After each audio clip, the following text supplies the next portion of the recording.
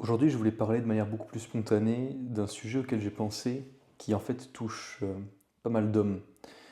Un sujet qui est assez triste en fait, qui est une forme de folie amoureuse, on pourrait dire, qui correspond à ce qu'on appelle en anglais one-nighties.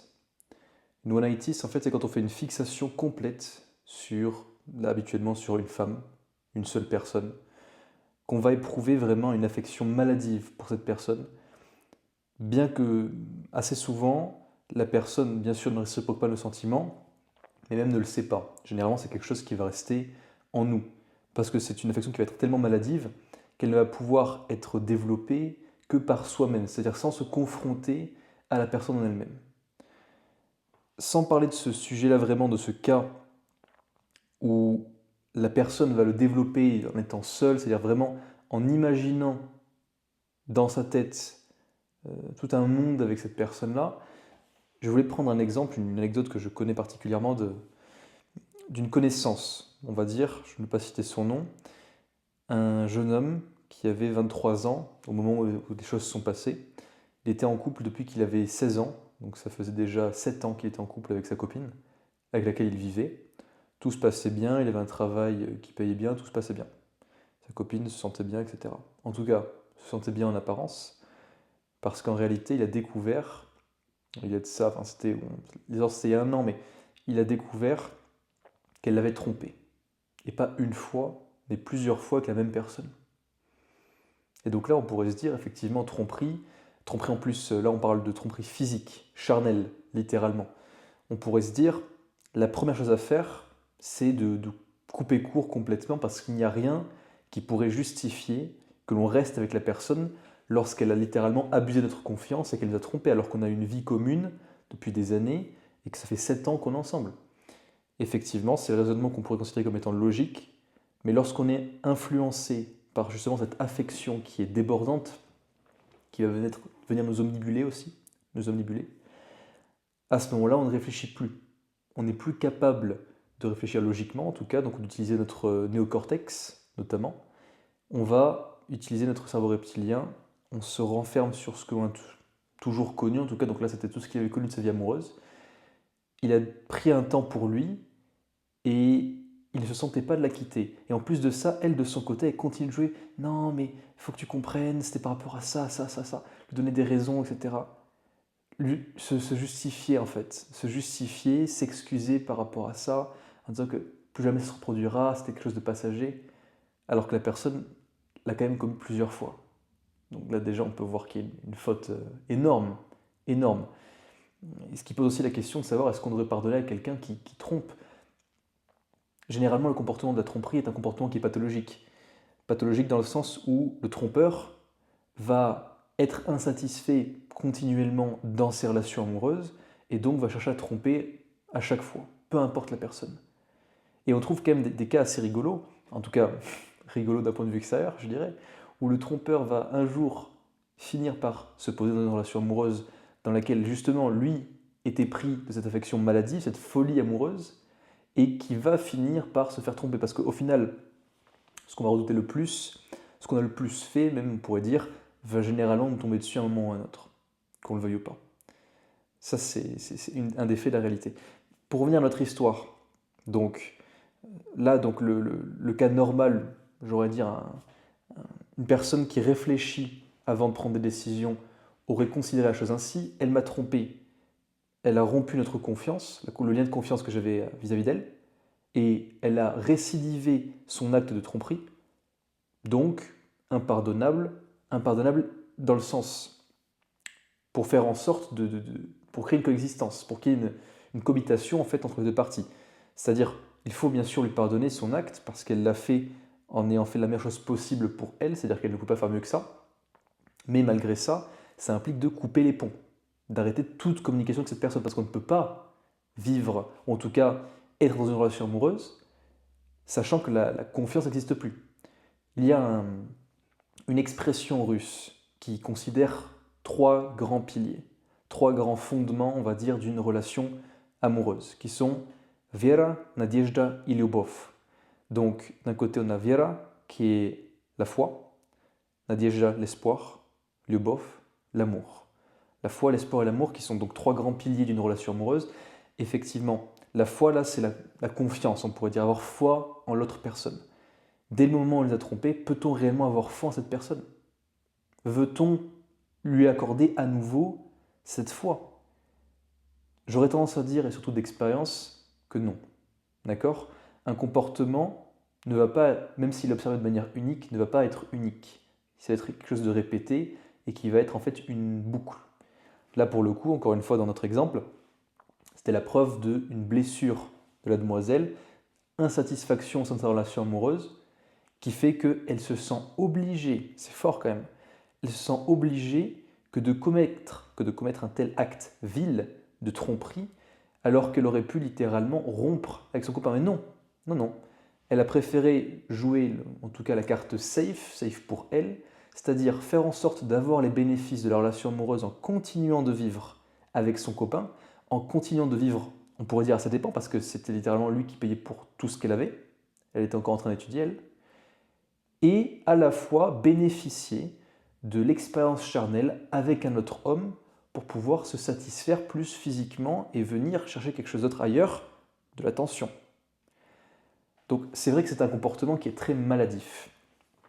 Mais en même temps, on peut le comprendre. On peut le comprendre parce que ce genre de relation toxique, on le remarque habituellement, il y a 2 styles d'attachement qui se correspondent de certaine manière. On a le style d'attachement qui va être anxieux et le style d'attachement qui va être évitant.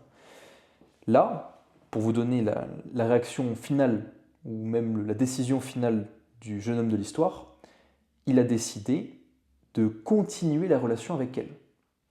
Alors, je le dis ça, et je dis ça avec une plus grande tristesse, parce que comment peut-on se projeter avec quelqu'un qui nous a fait une telle chose?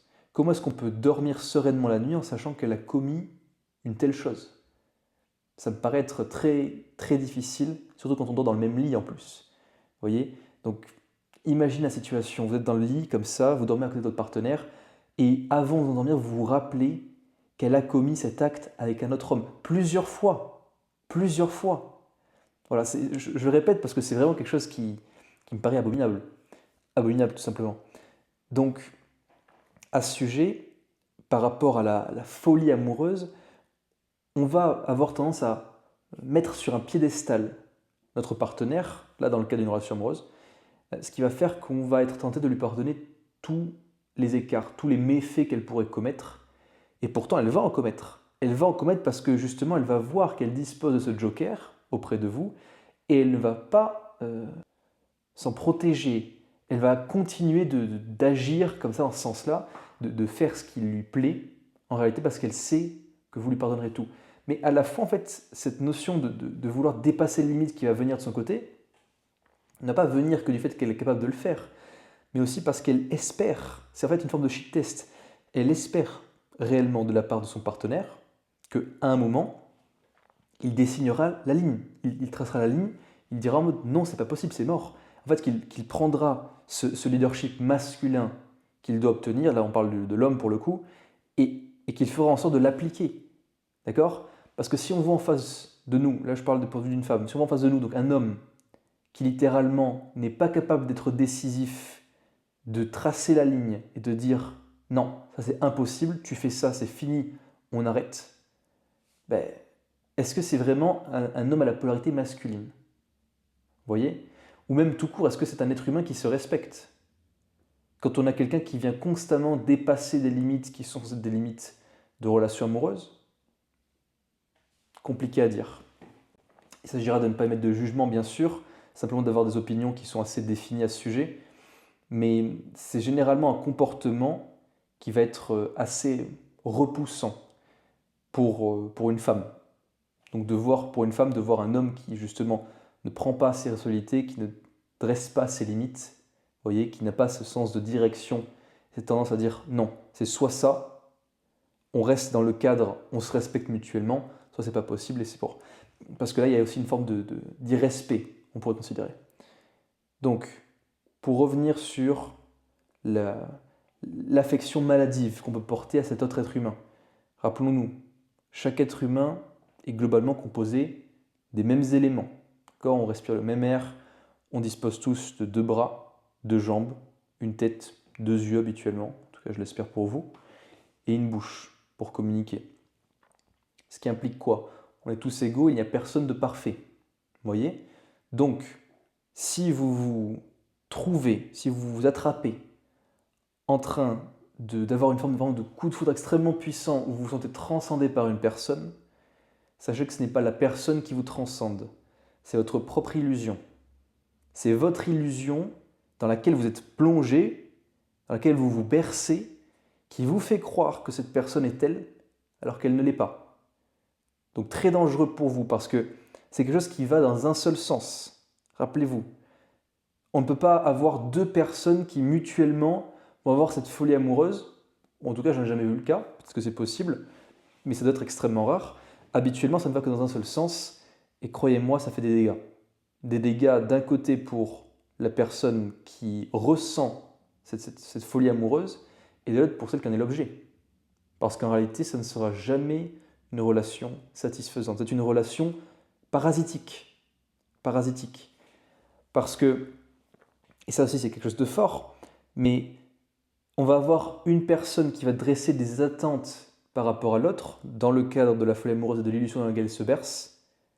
Et ces attentes, lorsqu'elles ne vont pas être respectées parfois, parce que s'ils se confrontent bel et bien à la réalité du terrain, elles ne vont pas être respectées parfois, 2 possibilités. Soit c'est complètement nier le fait qu'elle n'a pas respecté ses attentes, qu'elle n'a pas été à la hauteur de ses attentes.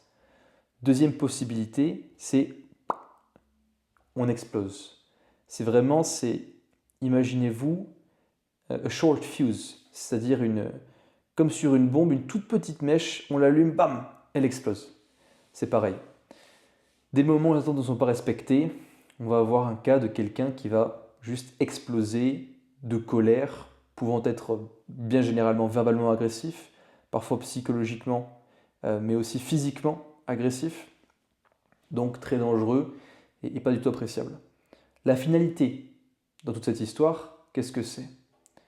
Si jamais vous vous éprenez d'une femme de manière maladive, alors utilisez par exemple la création artistique comme exutoire. Ça vous aidera grandement. C'est venir en fait dépolariser cette énergie pour la transformer en énergie créative, très puissant.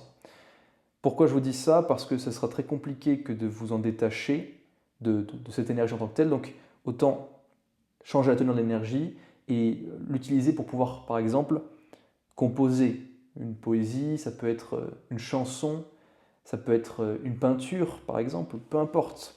Mais tant que vous trouvez un exutoire à cette énergie qui est en vous, alors vous pourrez faire en sorte de faire quelque chose de celle-ci et éviter de tomber de très haut et notamment dans un gouffre sans fond.